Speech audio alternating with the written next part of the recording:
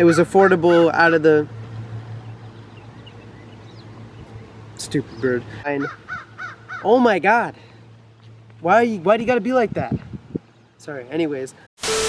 What is up, you guys? How you guys doing today? I'm Alex and this is Civic Unlimited YT, and today I'm going to be reviewing the 2020 Honda Civic Si Coupe. And today we're going to break it down 4 different categories to determine how good this car actually is. And we're going to go through affordability, practicality, reliability, and performance. I'm not sure if those are in order, but let's start with affordability. In terms of affordability, this car is priced very aggressively within this category of cars. The Veloster N actually starts at about $28,000. The WRX also comes in at about $28,000. This car right here comes in at $25,000 to $26,000. So it's the least of them all, but it really offers a lot of stuff for that much. This car, in terms of affordability, is probably, in my opinion, the best value for the money. You're getting a lot out of this car. You're getting a lot of technology. You're getting Honda reliability. You're getting it all with this car. And I really do strongly believe that this car is the best budget vehicle sports car on the market. So in terms of affordability, I'm going to rate this car 9 out of 10. Now guys, we're going to talk about performance. Performance with this car is no slouch. It may seem on paper like this car does not have enough power, but I promise you that it does. This car has an adaptive suspension, really nice power steering.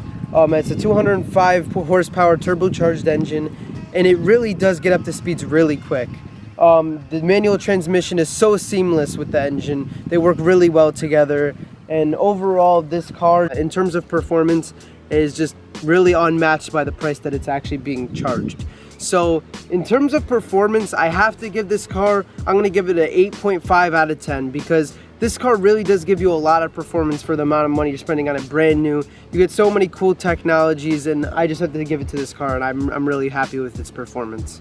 Now we're going to talk about practicality. This car is actually very practical. Coming in with 2 different trim options, you could either get the 2-door coupe, which I got, or you could get the 4-door sedan. Some people who may have a larger family may want the 4-door sedan, or just maybe just for the simple fact you get more room. But this car, being a coupe, has a lot of room. It is no slouch with room either. It actually, I could easily fit $140 worth of groceries in that trunk and still have room. I could fit my gym equipment, anything that I really need in that trunk, and I'm never asking for more room. In the back seats, you're never cramming. The people in the back seats are never saying, move up, I have no room, no leg room. You always have leg room. This car really does have a lot of room. It's very roomy. So I'll give it to it with that. Another thing I want to say is, in terms of practicality, this car is eye-catching, but it's also not flashy to the point where a cop's gonna really like spot you out and try to hunt you down, because you know how cops are with sports cars. Also, the sound of it is really nice. I really like the sound of it. It's very subtle. It's not loud, it's not abrupt. It's subtle. It's a nice sound, but it's not obnoxious. So that's another thing to keep in mind when getting this car. Also, another thing to keep in mind is this car is rated to get 28 miles per gallon in the city, and I believe 36 to 38 in the highway, which is actually really, really good for a sports car. My BMW 335i got about 12 miles per gallon on a good day. And I also run this thing in sport mode, and I get 23 miles per gallon. So I'm really happy with that. Also, I'm never really going on the highway. I really just go to the city. I take the highway sometimes, but the majority of my ride is basically in the city. So I'm really happy with that in terms of fuel economy, space, and just the overall appearance of the car. I think this is very practical, which is why I'm going to give it a 9.5 out of 10. So I wanted to include reliability as another category for this video, but the more and more I think about it, when you talk about Honda and reliability, I think it's very predictable what I'm about to say. It's very reliable, as what I've heard, as what I've know. I've only owned this car for about 2 weeks now, so I can't tell you obviously how reliable it is, but from online it gets about a 9 out of 10 in terms of reliability. And these cars have a very low maintenance cost. It doesn't cost a lot of money to fix these things when they do break, and it usually is minor things and just normal wear and tear that any vehicle would have. So in terms of reliability, I'm going to give it a 10 out of 10 just for the simple fact that it's a Honda. So now I'm going to briefly talk about the pros and the cons of this car since of my ownership with it.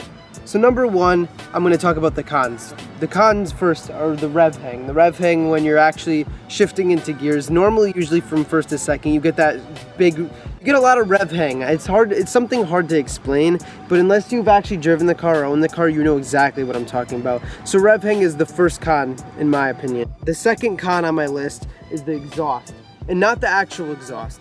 The fact that the exhaust, it has some kind of little microphone that actually feeds the sound of the exhaust into the cabin of the car through the speakers. So it's cool. It gives you that cockpit feel. It makes you feel like you're in a sports car.